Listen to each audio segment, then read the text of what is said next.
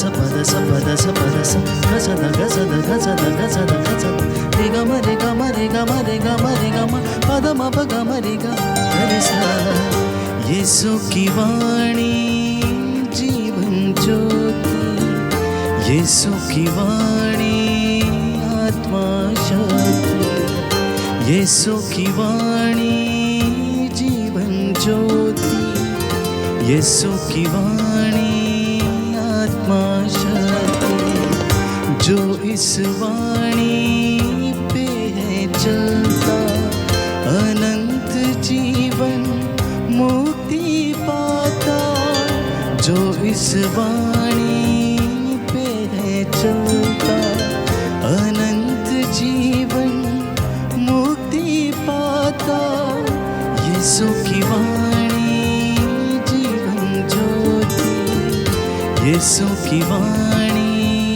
आत्मा शक्ति यीशु की वाणी जीवन ज्योति यीशु की वाणी आत्मा शक्ति।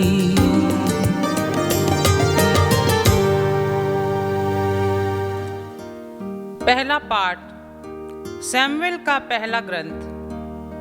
मैं उस पर हाथ नहीं डालूंगा क्योंकि वह प्रभु का अभिषिक्त है। साउल समस्त इस्राएल के 3000 चुने हुए योद्धाओं से लेकर जंगली बकरों की चट्टानों के पूर्व में दाऊद और उसके साथियों का पता लगाने निकला। वह रास्ते के किनारे पर भेड़ बाड़ों के पास पहुंचा। वहां एक गुफा थी और साउल शौच करने के लिए उसमें घुस गया। दाऊद और उसके साथी उस गुफा के भीतरी भाग में बैठे हुए थे। दाऊद के साथियों ने उससे कहा, वह दिन आ गया है जिसके विषय में प्रभु ने आपसे कहा था, मैं तुम्हारे शत्रु को तुम्हारे हवाले कर देता हूँ। उसके साथ वही करो जो तुम्हें उचित लगे। दाऊद ने उठकर चुपके से साउल के वस्त्र का टुकड़ा काट दिया। दाऊद का हृदय धड़कने लगा क्योंकि उसने साउल के वस्त्र का टुकड़ा काट दिया और उसने अपने साथियों से कहा, प्रभु यह न होने दे कि मैं अपने स्वामी प्रभु के अभिषिक्त पर हाथ डालूं, क्योंकि प्रभु ने उनका अभिषेक किया है। दाऊद ने यह कहते हुए अपने साथियों को रोका और उन्हें साउल पर आक्रमण करने नहीं दिया। साउल उठकर गुफा से बाहर निकला और अपने रास्ते चला गया। दाऊद भी गुफा से निकला और उसने साउल से पुकार कर कहा, हे मेरे स्वामी, मेरे राजा। साउल ने मुड़कर देखा और दाऊद ने मुंह के बल गिरकर उसे दंडवत किया। तब दाऊद ने साउल से कहा, आप क्यों उन लोगों की बातें सुनते हैं जो कहते हैं कि दाऊद अपनी हानि कर चाहता है? आपने आज अपनी आंखों से देखा कि प्रभु ने आज गुफा में आपको मेरे हवाले कर दिया था और मेरे साथी चाहते थे कि मैं आपको मारूं, किंतु मैंने यह कहते हुए आपको बचाया। मैं अपने स्वामी पर हाथ नहीं डालूंगा क्योंकि वह प्रभु का अभिषिक्त है। देखिए पिताजी, अपने वस्त्र का टुकड़ा मेरे हाथ में रखिए। मैंने आपके वस्त्र का टुकड़ा तो काट दिया किंतु आपको नहीं मारा। इससे यह जान लीजिए कि मुझे ना तो अपनी बुराई करने का विचार है और ना विश्वासघात। मैंने आपके साथ कोई अन्याय नहीं किया, फिर भी आपने मेरे प्राण लेने पर उतारू हैं। प्रभु हम दोनों का न्याय करें। प्रभु आपको मेरा बदला चुकाए। मैं आप पर हाथ नहीं डालूंगा। यह पुरानी कहावत है, बुरे लोगों से ही बुराई पैदा होती है, इसलिए मैं आप पर हाथ नहीं डालूंगा। इस्राएल के राजा, किससे लड़ने निकले? आप किसका पीछा कर रहे हैं? मरे हुए कुत्ते का या किसी पिस्सू का? प्रभु निर्णय देगा और हम दोनों का न्याय करेगा। वह विचार करें, मेरा पक्ष लें और मुझे आपके हाथों से छुड़ा कर न्याय दिलाए। जब दाऊद साउल से यह सब बातें कह चुका था तो साउल ने कहा, दाऊद बेटा, क्या यह तुम्हारी आवाज है? इसके बाद साउल फूट फूट कर रोने लगा और दाऊद से बोला, न्याय आपके पक्ष में है। तुमने मेरे साथ भलाई और मैंने तुम्हारे साथ बुराई की है। तुमने आज इसका प्रमाण दिया कि तुम मेरी भलाई चाहते हो। प्रभु ने मुझे तुम्हारे हवाले कर दिया था और तुमने मुझे नहीं मारा। जब शत्रु वश में आ गया हो तो कौन उसे यूं ही जाने देता है? तुमने आज मेरे साथ जो भलाई की है, प्रभु तुमको उसका बदला चुकाए। अब मैं जान गया हूँ कि तुम अवश्य राजा बन जाओगे और तुम्हारे राज्य काल में इस्राएल फलेगा फूलेगा। प्रभु की वाणी है। ईश्वर को धन्यवाद। प्रभु आप लोगों के साथ हो और आपकी आत्मा के साथ। संत मार्कुस के अनुसार पवित्र सुसमाचार। हे प्रभु तेरी महिमा हो।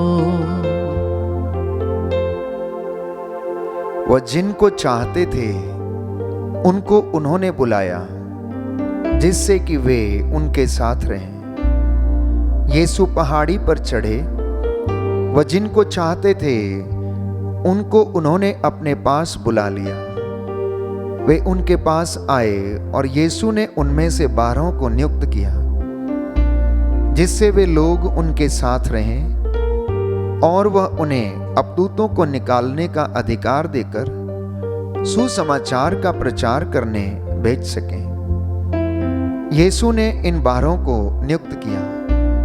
सिमोन को, जिसका नाम उन्होंने पेतरुस रखा, जबेदी के पुत्र याकूब और उसके भाई योहन को, जिनका नाम उन्होंने बोअर्नगेस अर्थात गर्जन के पुत्र रखा, अंद्रियस, फिलिप, बर्थलोमी, मत्ती, थॉमस, अल्फाई के पुत्र याकूब, थदेउस और सिमोन को जो उत्साही कहलाता है, और यूदस इस्कारियोती को, जिसने यीशु को पकड़वाया। प्रभु का सुसमाचार है। हे क्रिस्त तेरी स्तुति हो। सुसमाचार के शब्द पढ़े और सुने जाने से हमारे विश्वास को दृढ़ता प्रदान करें। आमीन। Hallelujah, hallelujah, hallelujah, hallelujah. प्रभु का वचन कहता है, प्रभु का वचन कहता है, क्योंकि वह अपने दूतों को आदेश देगा कि तुम जहाँ कहीं भी जाओगे, वे तुम्हारी रक्षा करें। वे तुम्हें अपने हाथों पर उठा लेंगे, कि कहीं तुम्हारे पैरों को पत्थर से चोट न लगे। Hallelujah, hallelujah. प्रभु का वचन कहता है, तू मुझे आगे और पीछे से संभालता है। तेरा हाथ मेरी रक्षा करता रहता है। Hallelujah, hallelujah, hallelujah, hallelujah. क्रिस्त में प्यारे भाइयों और बहनों, आज माता कलीसिया संत एग्नेस की याद करती है, जिन्होंने अपना जीवन प्रभु के लिए समर्पित किया। अपने कुंवारेपन को उसने अखंड रखा और प्रभु के लिए अपने जीवन को उन्होंने शहीद कर दिया। आज जब हम इस संत को याद करते हैं तो मैं समझता हूं कि उनकी जीवनी के विषय में हमें अवश्य जानना चाहिए। संत एग्नेस ने कहा, जब उसके जल्लादों ने, उस पर अत्याचार करने वालों ने,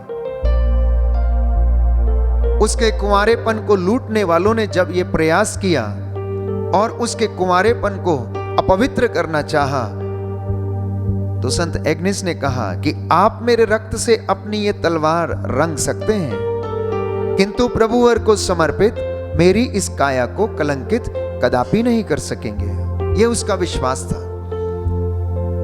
ये छोटी बालिका, प्यारे भाइयों और बहनों, प्रभु को समर्पित थी। उसके रोम रोम में प्रभु के लिए जो प्रेम भरा हुआ था, वह उसके लिए समर्पित थी। जिन्होंने प्रभु के लिए अपना जीवन पवित्र रखा और उसे प्रभु के लिए कुर्बान कर दिया। और वो कहती हैं कि आप मेरे रक्त से अपनी ये तलवार रंग सकते हैं, किंतु प्रभुवर समर्पित जीवन जो मैं व्यतीत करती हूं, मेरी इस काया को कलंकित कदापि नहीं होने देंगे। संत एग्नेस ने अपना संपूर्ण जीवन प्रभु को समर्पित कर दिया था और वह उन्हीं के लिए जीती थी। यह उनका कथन था कि आप मेरे रक्त से अपनी तलवार अवश्य रंग सकते हैं, किंतु प्रभुवर को समर्पित मेरी इस काया को आप कदापि कलंकित नहीं कर सकेंगे। इसलिए संत एग्नेस के शब्द, जिन्होंने अपने कौमार्य की रक्षा के लिए खुशी से अपने प्राण दे दिए, वो प्यारे भाइयों और बहनों परमेश्वर को समर्पित थी। संत एग्नेस का जन्म 3री शताब्दी के अंत में रोम नगर के एक कुलीन एवं संपन्न परिवार में हुआ था। उनके माता पिता प्रभु यीशु के परम भक्त थे। अतः बचपन से ही एग्नेस के हृदय में यीशु के प्रति गहरा प्रेम था और उसने स्वयं को कुंवारी के रूप में प्रभु को समर्पित कर लिया था। एग्नेस बहुत ही सुंदर बालिका थी।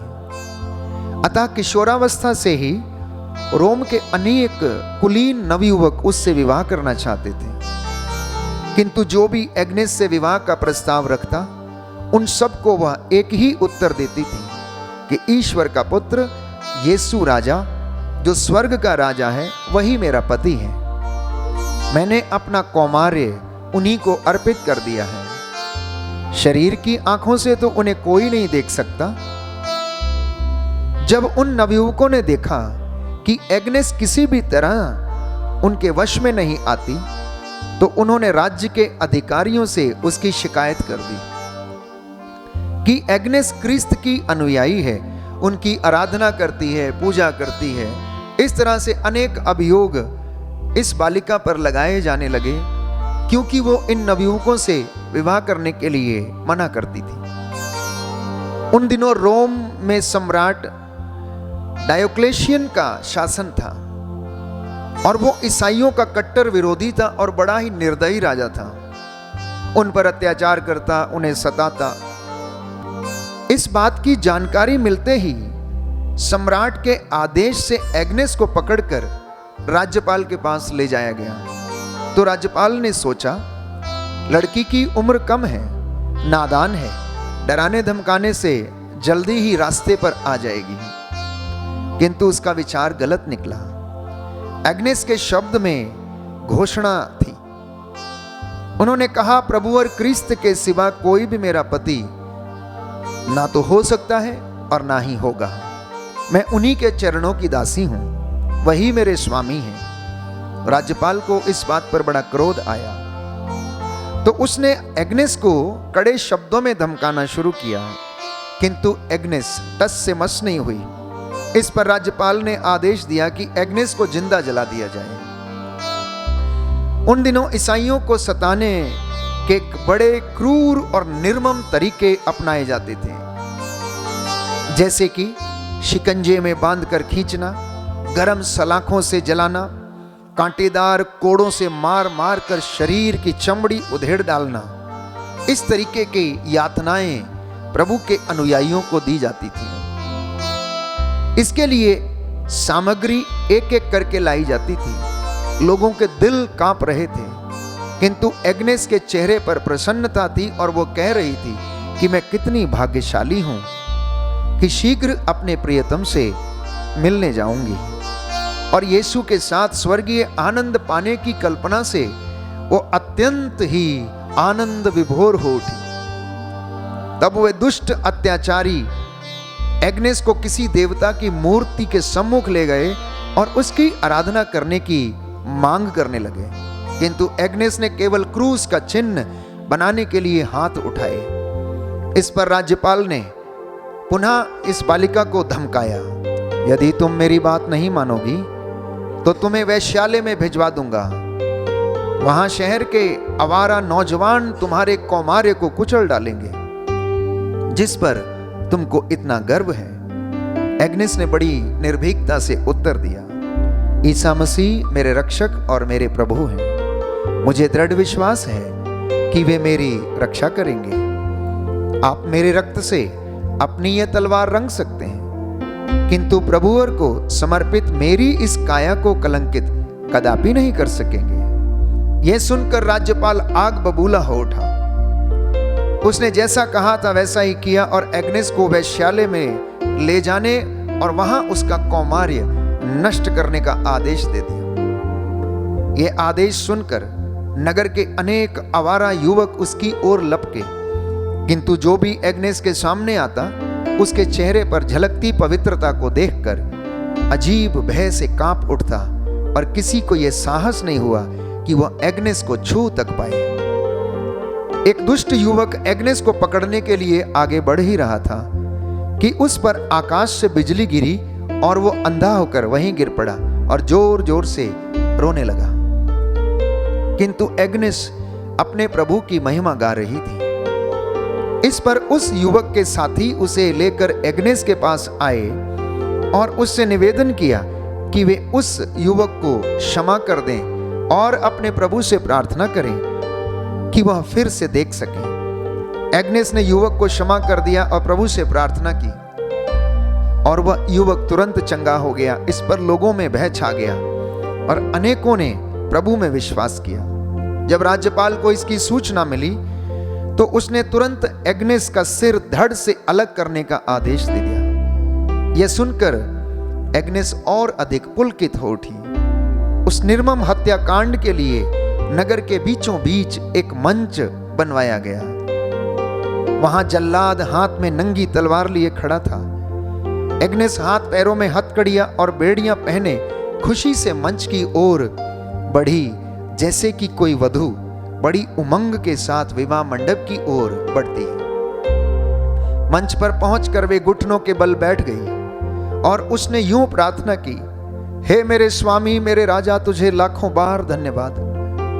तूने अपनी इस दीन दासी पर बड़ी ही कृपा की है। तूने मेरे कौमार्य को जो तुझको समर्पित है बचा लिया है। अब मैं तेरे पास आ रही हूं, अपनी इस दीन दासी को अपने चरणों में स्थान देना। यह कहकर उसने सिर झुका दिया। तुरंत उसकी फूल सी कोमल काया पर जल्लाद की तलवार पड़ी और एक ही बार से उसका सिर धड़ से अलग होकर गिर पड़ा। इस प्रकार एग्नेस प्रभु को समर्पित अपने कुंवारेपन की रक्षा के लिए शहीद हो गई और उसकी निर्मल आत्मा तुरंत अपने प्रभुवर क्रिस्त के चरणों में अनंत महिमा के लिए पहुंच गई। यह माना जाता है कि शहादत के समय उनकी आयु मात्र 13 वर्ष की थी। प्यारे भाइयों और बहनों, जो लोग मसीह के लिए जीना सीख लेते हैं, मसीह को समर्पित जीवन जीना सीख लेते हैं, उनके जीवन में किसी चीज की कमी नहीं होती है। वो अपने प्राणों की आहुति देने के लिए तैयार रहते हैं। अगर इंसान अपने देश की रक्षा के लिए अपने प्राणों की आहुति दे सकता है तो वही इंसान अपने ईश्वर के लिए, जिसे वो प्रेम करता है, जिसका आदर करता है, जिसने उसे बनाया है, उसके लिए प्यारे भाइयों और बहनों वो अपना जीवन पवित्र रखता, अखंड रखता है। जैसा कि आज के दिन में हमने सुना, जबकि हम संत एग्नेस की याद करते हैं। इसलिए प्यारे भाइयों और बहनों, आज के सुसमाचार में हमने सुना कि जब यीशु पहाड़ी पर चढ़े तो उन्होंने अपने पास 12 को बुलाया और उन्हें एक एक करके चुना और उन्हें नाम दिया और उनसे कहा, जाओ और मेरे नाम से लोगों को चंगा करो, मेरे नाम से लोगों को बपतिस्मा दो। प्रभु ये अधिकार और ये इंस्ट्रक्शंस देकर अपने चेलों को दूर दूर में, गांव-गांव में 2-2 करके भेजते हैं। मुझे और आपको भी यही आदेश मिला है। जब हम बपतिस्मा संस्कार ग्रहण करते हैं तो प्रियजनों, हम प्रभु की संतान बन जाते हैं। हम राजा, नबी और पुरोहित बनकर प्रभु की सेवा करते हैं। इसलिए हर एक मसीह जो प्रभु के नाम पर बपतिस्मा ग्रहण करता है, एक राजा, एक नबी और एक पुरोहित का कार्यभार संभालता है। इसलिए प्रभु ने हमें यह औधा दिया है कि हम उसके नाम की महिमा के लिए अपने जीवन की पवित्रता को बनाए रखें। विशेष तौर पर नवयुवक युवतियां, चुने हुए लोग, अभिषिक्त लोग, प्रभु के दास दासियां, धर्म भाई धर्म बहनें अपने इस जीवन को पवित्र रखें और प्रभु को समर्पित करें, क्योंकि पवित्रता के अभाव में बाइबल हमें बताती है, इब्रानियों के पत्र में संत पौलुस लिखता है कि कोई भी ईश्वर के दर्शन नहीं कर सकता है। इसलिए हमारा विश्वास और हमारा क्रिस्तीय जीवन किसी प्रकार से दूषित ना हो। संत पौलुस कहता है हम पवित्रता और विश्वास के साथ प्रभु की महिमा में जीवन बिताते रहें।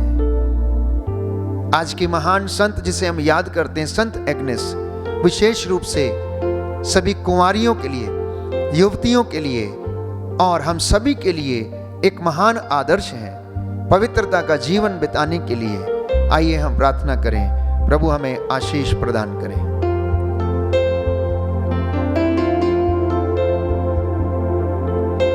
सर्वशक्तिमान शाश्वत दयालु पिता ईश्वर, तूने अपने संतों के जीवन में उन्हें अपनी आशीषों से, बरकतों से भरपूर किया।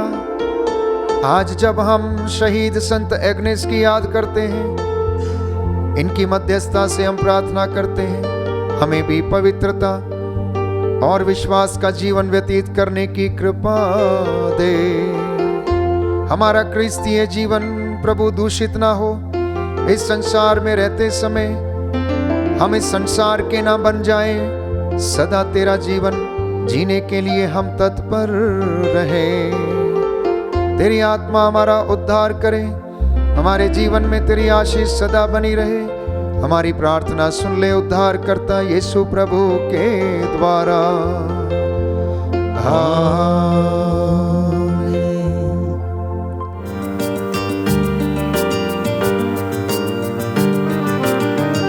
यीशु की वाणी